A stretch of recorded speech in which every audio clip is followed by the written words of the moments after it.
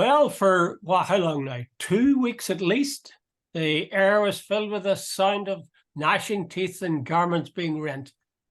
And we're happy to say that Pat McGart is here to put those garments together again and to stop those poor teeth gnashing as much as they did. How are you, Pat? No, Jude. And what were you up to for the last 2 weeks? That was the Spain, Jude. Oh, come on, you started. You went to America. I know. Pat went to America. I went to America. Pat went to Spain. It was very warm in Spain. In fact, it was warm right throughout Europe because friends of mine were in Paris and they had the same problem. Really, really hot. Yeah. You were saying it's, we as Irish people don't understand. We think sun equals good, but the temperature was really turned up in Spain. One person described to me the weather in Spain the week before we arrived as cruel.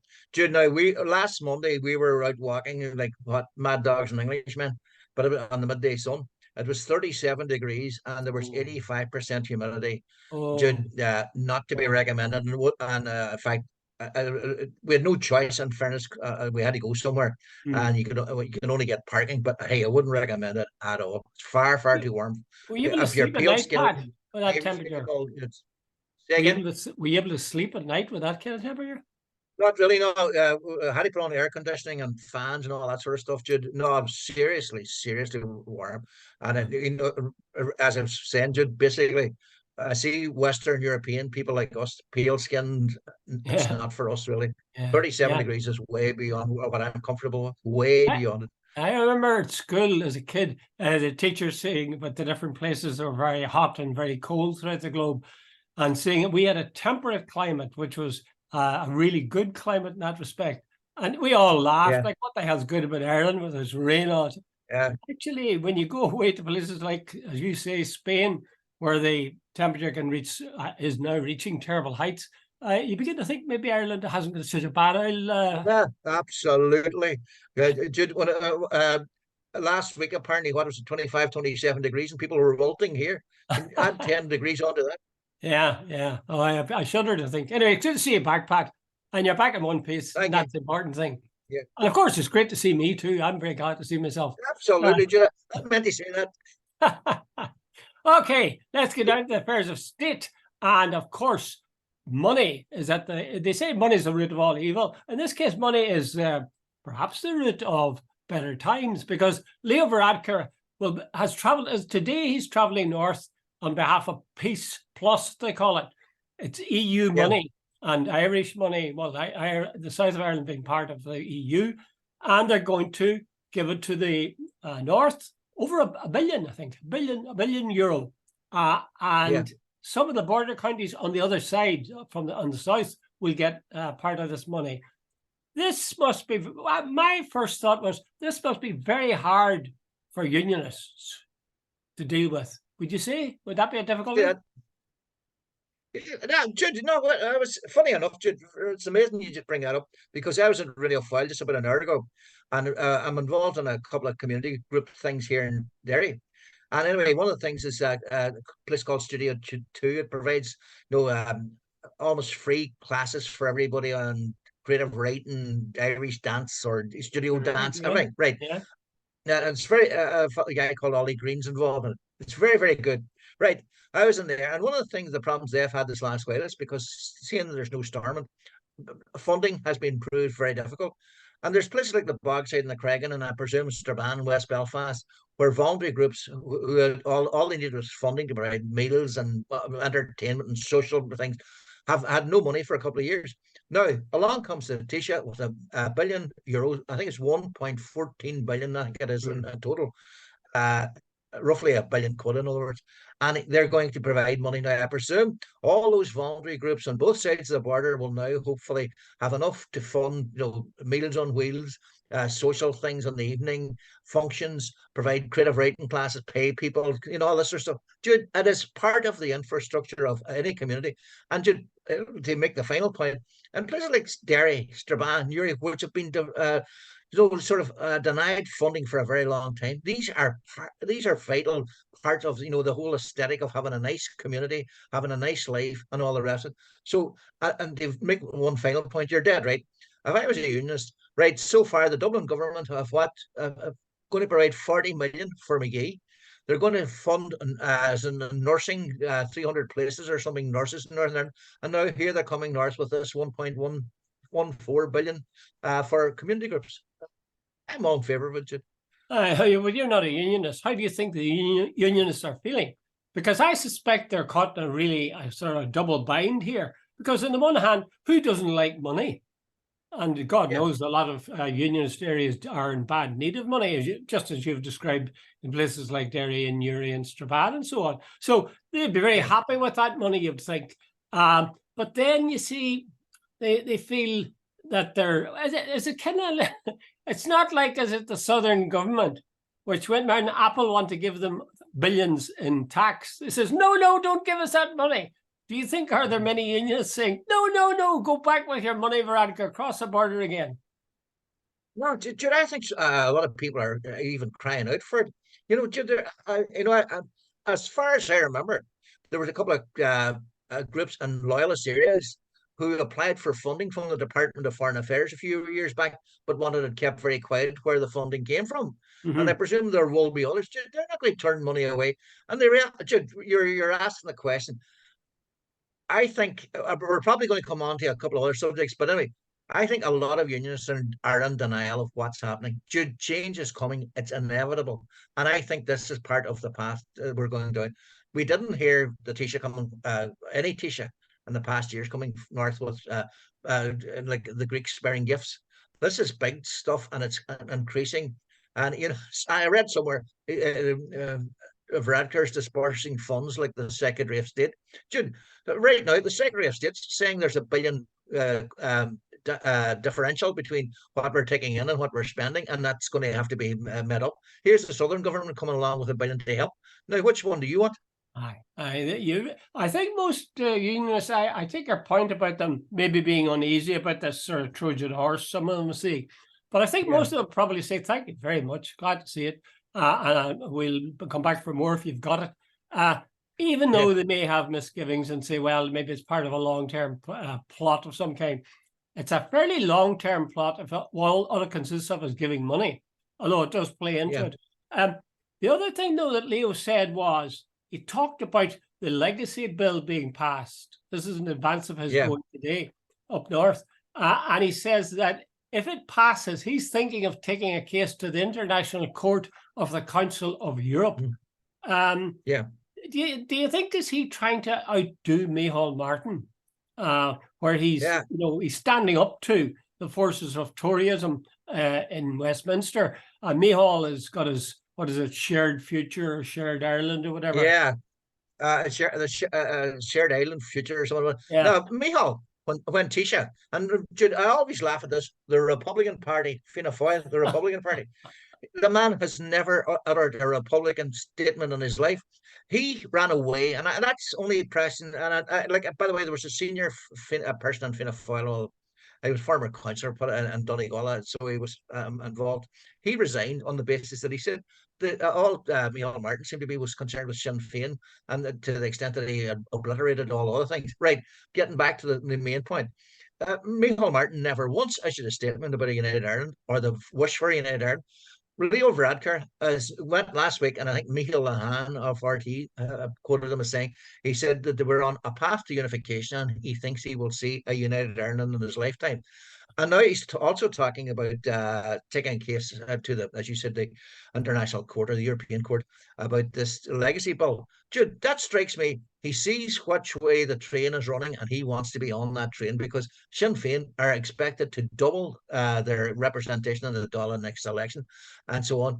And I think Leo sees, wait a minute, there's a lot of votes to be garnered here, and he's going for it. Yeah, and Leo has said that he expects, well, you've said he expects to see a United Ireland in his lifetime. He's 44 years of age. So that leaves him, let's say, very conservatively, what, 30 years at least, maybe 40 years or I think it's easy enough to say that kind of thing. I mean, he'll be long gone from politics. I mean, he's talked about leaving politics at 50. So it's kind of easy to toss out the thing. I expect to see United. But Jude, I take your point, but Jude, hey, look, up to Brexit, there was zero talk about United Ireland. But in fact, it almost had gone into abeyance. After the Anglo-Irish or the Good Friday Agreement, Catholics were nationalists were supposed to be equal. A lot of people are quite happy. We were all almost like a region under Europe. It was going on, and we put up our Irish language signs. We could have our Irish language schools, and everything was grand. Along comes Brexit, and it just upset the whole apple cart. Here was unionism trying to get dominance. 54% of the people here voted against it. 46 voted for it, but the 46 were to tell them 54 again. No, your views don't count. And that Colin Eastwood said that the whole attitude of unionism sort of made Brexit what curiosity. And that's why more and more people are unity curiosity. More and more people are exploring the whole idea now of unity. And it's exponential. It's growing more. Every couple of months, it grows more and more, and it goes outwards. That's true. That does appear to be true. I know, speaking of Colin Eastwood, he has said that he expects a good time to have a United Ireland poll would be 2030. Is that jumping the gun a wee bit? Because Leo Varadkar's talking, if he lives for another 30 years, that's a 30-year gap. I know anytime in the next 30 years. Yeah, I know what you're saying. You're saying Leo's throwing it out there in my lifetime. If he's 44 and he lives to 30, be 77 or whatever the hell it is, so over, excuse me, 33 years, but he didn't say that he expects it, to wait 30 years. He just says in my lifetime. That could be 5-10 years. But by the way, Bertie Ahern says, what do you call it, that Ireland could upset the Brits by going to the International Court or the European Court. He says, and we should really be thinking about not doing this, because about the legacy bill. Is that about the legacy bill? You said that. About the legacy bill. I sometimes wonder about Bertie, but anyway, the one point that he did make, if I remember correctly, he did say that that Sir Keir Starmer is on the record that he would repeal the bill. Now, I wouldn't trust Sir Keir Starmer to repeal anything on the basis that he seems to be want to be more Tory than the Tories themselves. So anyway, but that's the thing about. But I do find Bertie's attitude a wee bit strange. The days of us worrying about the Brits and what the Brits have done us no favors this last couple of years. So and I'm not having to go with the Brits. I'm just making a point. Yeah, exactly. I mean, there's no question of international relations being something that be nice to people. You follow the interests of your country or of a part of your country. As the Brits have done. And you'd be daft not to. You'd be daft not to, because everybody else does. Speaking of people with an interest in the United Ireland, can I use the name Wallace Thompson? Does that rhyme with you? Yes. Well, Wallace Thompson is, many people know, and you'd know, Pat, was one of the founders of the DUP. And as most people will know, he has come out and said that he sees a United Ireland as inevitable. And he doesn't say he welcomes it, but he said, well, maybe he did say welcome, but he certainly is quite open to it. And a lot of people in the unionist community are a wee bit worried about that. Jim Wells has said he had been better keeping his mouth shut, or at least keeping it in-house, not to be talking. It's like neighbours, don't be talking it in public like that, for God's sake. And likewise, Peter Robinson has suggested that he should keep his trap shut. Do you think are they so worried about that it's just like a pebble in a landslide, that might be the beginning of a great surge? Absolutely, Jude. You had it in one, Jude. It's simple, Jude. He's not an outlier. Believe for a second he's an outlier. That must, Jude. Right. Let's repeat it. 4 out of the 6 counties are now majority. The Sinn Féin are the biggest party. Mary Lou McDonald will be the first minister if Stormont ever returns. The Belfast City Council, non-unionist majority. The unionists will be this for the first time since the founding of the state, will be in the minority position at Stormont if it ever returns. How many indicators do you need to say things are changing? I think Wallace Thompson probably did a big favour to the unionist community. He said, this thing that we're in denial of the realities, we have to face up to the fact that things have changed. And I see Doug Beattie said somewhere yesterday, I was reading it on the plane on the way home, that there will be no United Ireland in his lifetime. Love to know. Doug, get real. things are changing, and they're changing all around you.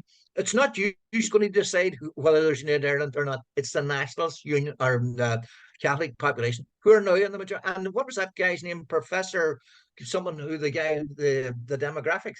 Like he is basically saying, or if I read him correctly, some years back, the Catholic population is younger, the Unionist population is older. The Catholics are growing at one end, and the Protestants are falling off, and the Unionists are falling off at the other end. So, Jude, like, what way do those people think this is all going to pan out? Well, I would like to be able to chime completely with you, Pat, but I was looking at a thing on YouTube. It was the discussion of, what the prospects of United Ireland were. And there were some fairly heavy hitters. I didn't know who they were, but they sounded very sensible and informed.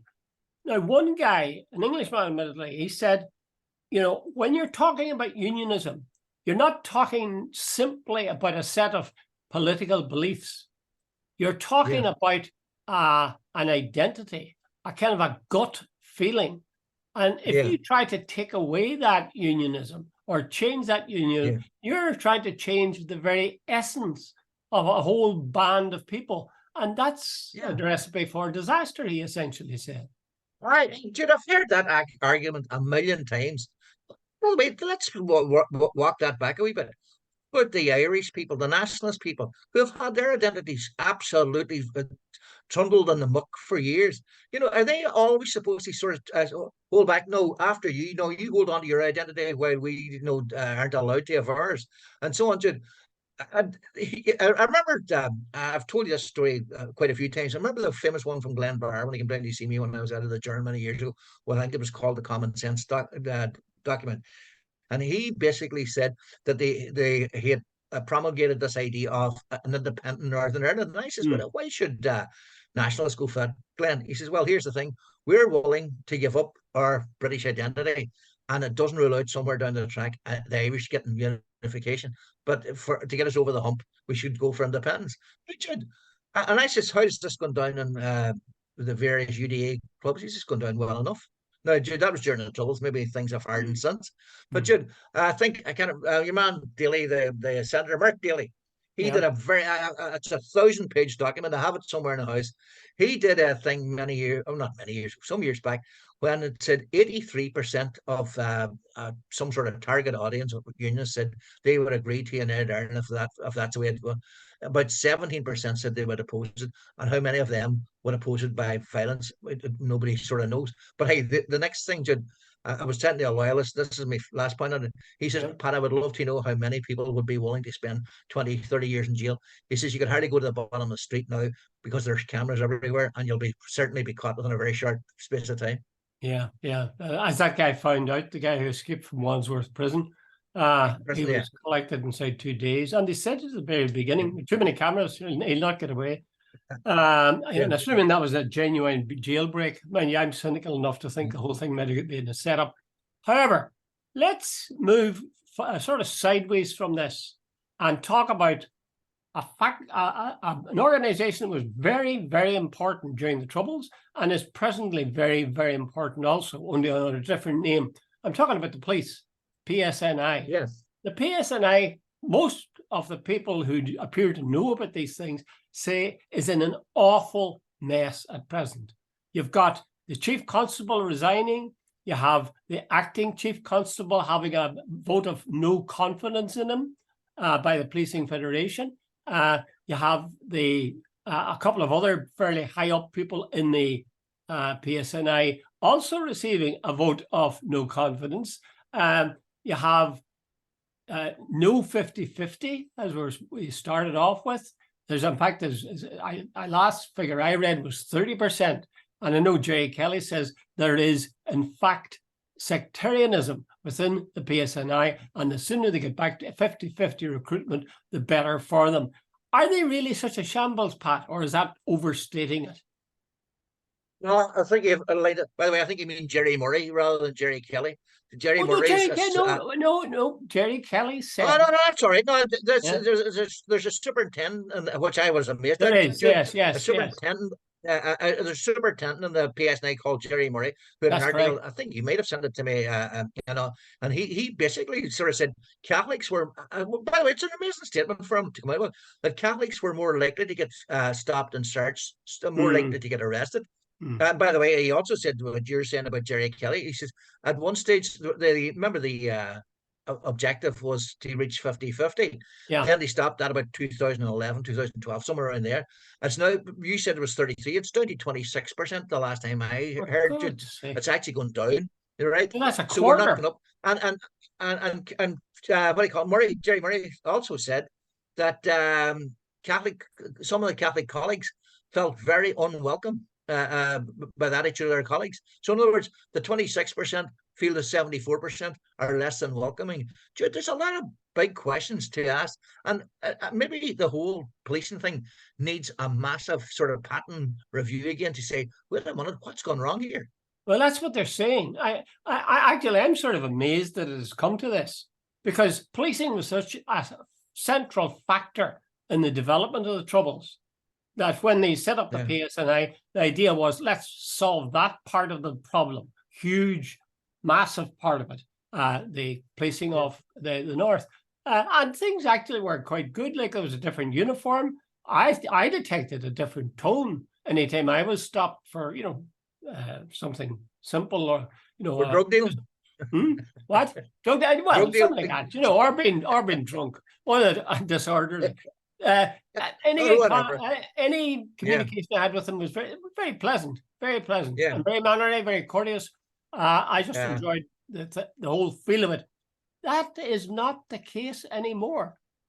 I'll be honest with you. I had I mentioned this in a column in the Andy Town News this week. I had let's say an extended conversation with a PSNI officer. And I would say he wasn't incompetent, but he wasn't particularly competent either. And he wasn't sectarian, but he wasn't strikingly non-sectarian. So if that happens to me, I mean, as far as he was concerned, he'd no axe to grind with me personally. If he's doing that with me, he's going to do it with all sorts of other people. And he's not that unrepresentative of the force he's part of. I think the sooner they get, I think there's a sort of a growing awareness. This has to be sorted, and it has to be sorted big time. There's no point in, adding to the numbers a wee bit, or asking the cops to be nice to each other or nice to the public. You've got to do something fairly systematic. They're saying, for example, that the whole thing about the Ormeau Road came about because the two officers who arrested the guy who had been a victim of the Ormeau Road attack, they were disciplined, and that the judge declared there was a court case, and the judge declared this was wrong. These guys shouldn't have been disciplined. But there's so many questions around the whole thing. Like, why did the police go to they were commemorating the massacre at the Sean Graham boogies? So why did the cops go to them? Why did the PSNI go to them in the first place? These two of them. It's not clear. Let's get this clear. The judge might have decided on the law, but I don't think there's a member of the Catholic community or the nationalist community who would agree with his verdict. And like a judge is entitled to make a verdict based on the law. But your question goes to the heart of it. Why did the PSNI send somebody to a commemoration by innocent people, to remember innocent people who were shot dead by loyalists? There was a whole lot of if you want to watch July 12th, where they break every rule under the sun, and no PSNI are sent along. That's just a simple example. They break every rule. They break health and safety. They break security. They break some of the stuff that goes on, sectarian, hate crimes, everything that you can think on. There's no PSNI intervention. Well, I read somewhere that one of the reasons the two policemen went to the Ormeau Road was because of COVID rules, and they felt COVID rules were being broken. But the point is this: if COVID rules were broken, then all of the people who were assembled there should have been equally charged. If that's illegal, if they were breaking the rules, but they didn't charge the entire group. They only singled one man out. Now, there's some people say he was selected because he was, they didn't know he was a victim, and he swore at them. Now, I can tell you, because I've checked it, swearing at a police officer once was a crime in the UK. It is no longer a crime, for the simple reason that most people swear quite frequently. I've even heard you swear on occasion.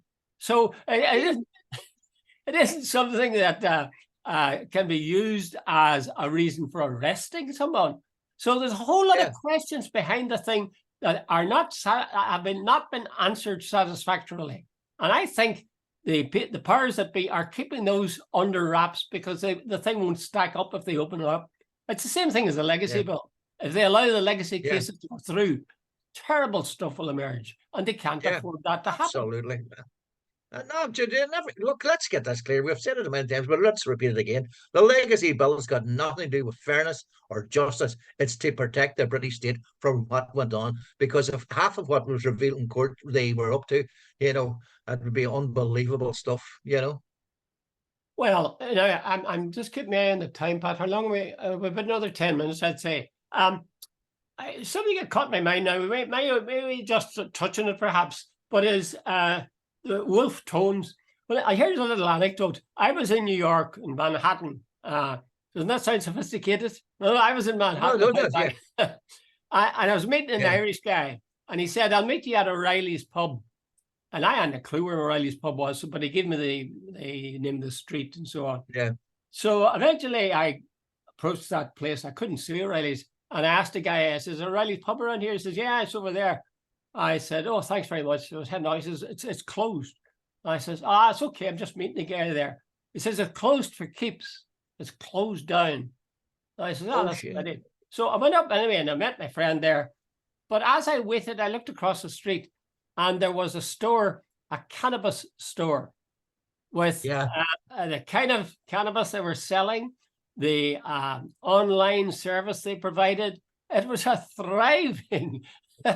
thriving source of income for people, and it was getting plenty of customers. So I just thought that was a sign of the times. Anyway, in fact, we left that, and when my friend arrived, he says, "We'll go somewhere else." And he went about a block, and we went into the Wolf Tones bar. There's a bar called the Wolf Tones. Wolf Tones. And apparently it's run by a Leitrim man, Joe. I've forgotten his second name now, but it's a really nice pub, I'll tell you that. Really friendly. Yeah. And a lot of the staff are Irish, which is also quite reassuring. But he said when they had Martin McGuinness's Month's Mind in St. Patrick's Cathedral on Fifth Avenue, which wasn't very far from there, that afterwards they came down to the Wolf Tones and had, drinks and food and so on.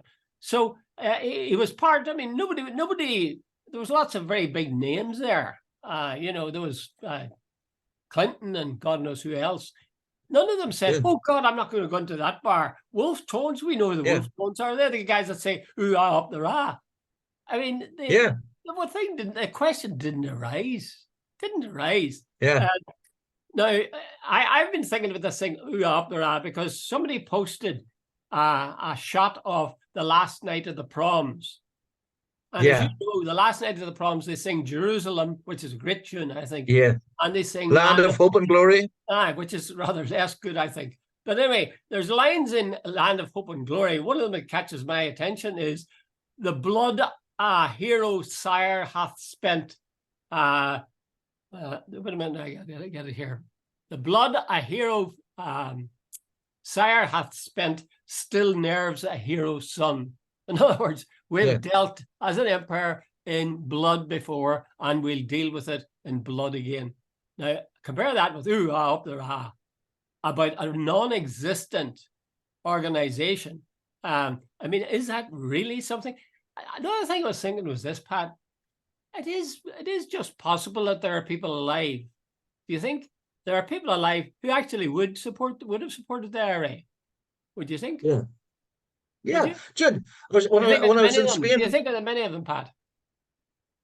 Jude, I really don't know. A lot of young people would. I think the IRA things are very different, but can I come at it from a different? Jude, when I was in Spain, I was reading a book called 9 Irish Lives, and it was published in America by an American, and so on. And one of the guys was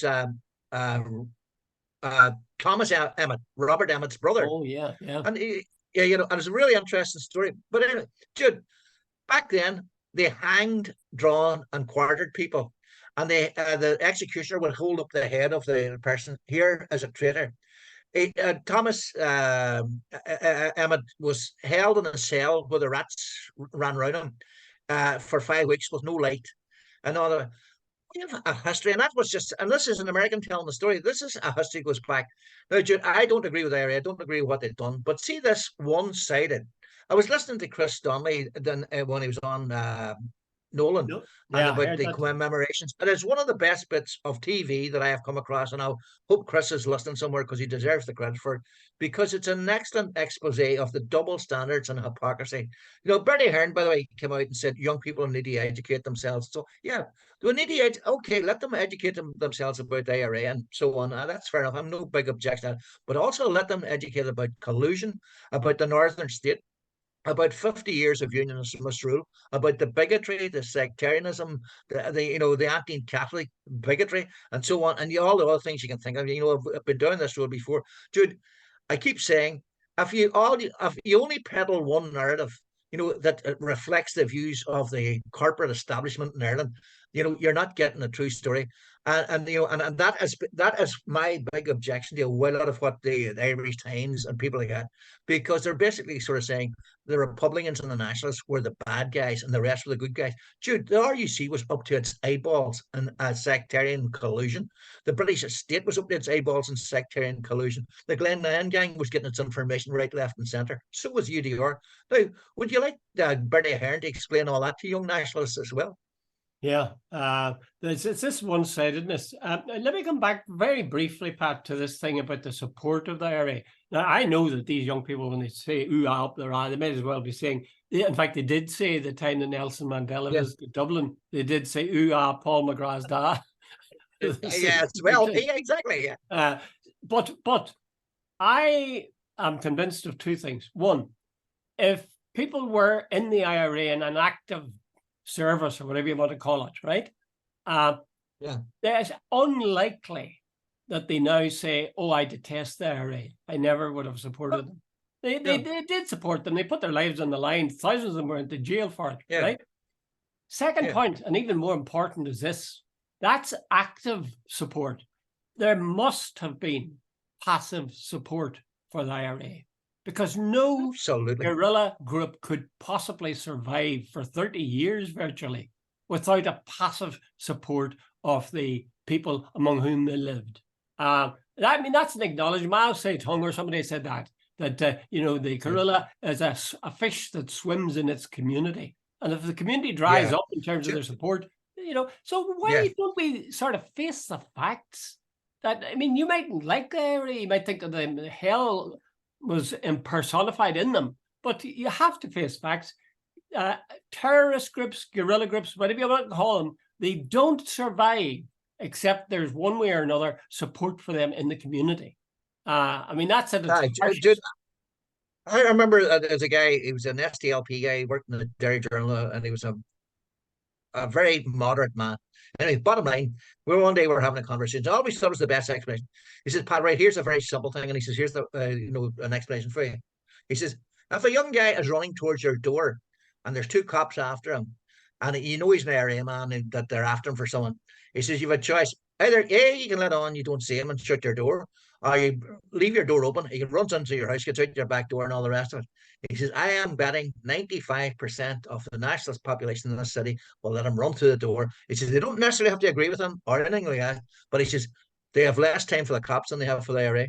That's a very telling story, I must say, Pat. That really does encapsulate what I was trying to say in a rather more wordy fashion. That there is a passive opening of the door and being on the side of the fugitive in that sense. So I just wish they would take that into account, as well as, of course, the fact that it was just simply a bunch of young women having a laugh after the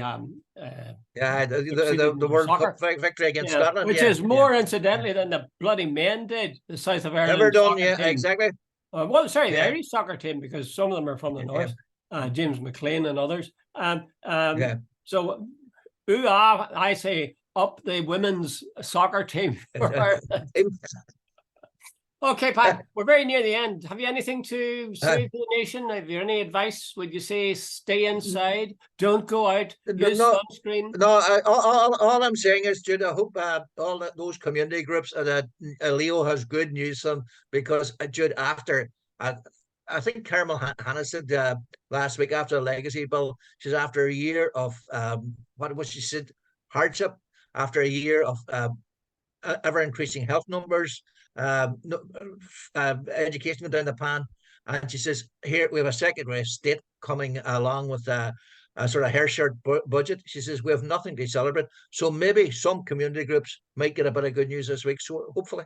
Well, I think the people who are not, even those not directly affected, will be very happy to see that. I mean, you can't complain about people if they're going to come to you with money, or to your community with money, or to your part of Ireland Exactly. with money. You know, Yeah. a very, Yeah. very shrewd move on the part of Varadkar and the EU. And the EU has been very positive about Yeah. Ireland and the whole question of customs and that kind of thing. So that's good. That's Yeah. good news. Well, Pat, how are you going to spend Okay, Jude.